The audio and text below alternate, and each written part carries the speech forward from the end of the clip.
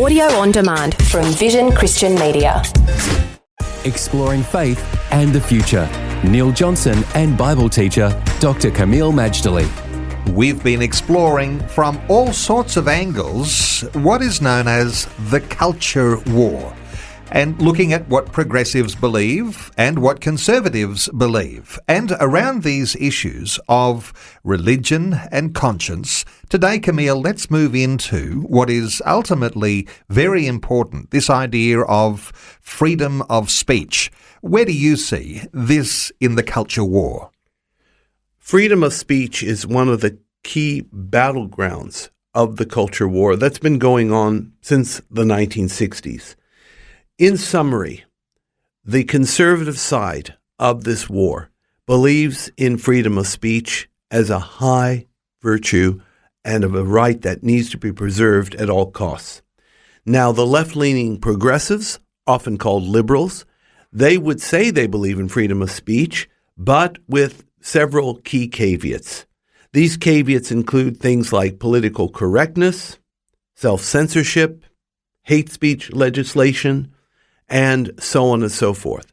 Now, when you have a position that says it believes in freedom of speech, but there are this exception, that exception, that exception, that exception, before you know it, you don't have freedom of speech anymore, Neil.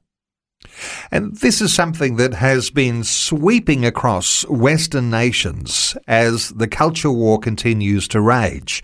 One side wants freedom of speech, the other has, as you say, all of these caveats.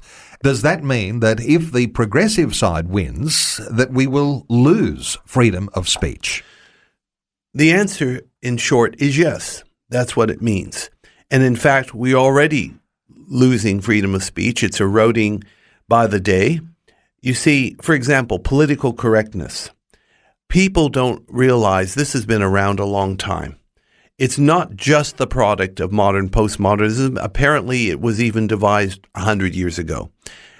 The way we understand it now is that it's a very particular vocabulary you use so that you don't marginalize or offend those that have been marginalized and offended in the past, namely women, minorities, homosexuals, other people of other races, other colors, and so on. Now, as Christians, we don't want to be deliberately offending anyone. But the problem is, Neil, the bar for offense has been lowered so much. Basically, it's so easy to offend now. You can do it while you sleep. And as such, if we're going to live in a society where we can't say anything for fear of offense, we might as well stop talking altogether. What's the answer, Kameel? Is there a silver bullet remedy to this idea of freedom of speech? Well, the point is this. First of all, we need to educate people about all these issues. Freedom of speech, political correctness, hate speech, and so on. Because, look, we don't want to hate anyone, we don't want to offend anyone, but they have changed the definition of these things. We need to get things redefined, back on track. We need to advocate. And look, when it comes to freedom of speech, we should be coming out swinging, because how else are we going to preach the gospel if we're no longer allowed to do so? In democratic societies, our ability to give the gospel of Christ has been so unfettered. But if this continues on, we're going to be straitjacketed before we know it. Faith and the future with Neil Johnson and Dr. Kameel Majdali from Teach All Nations.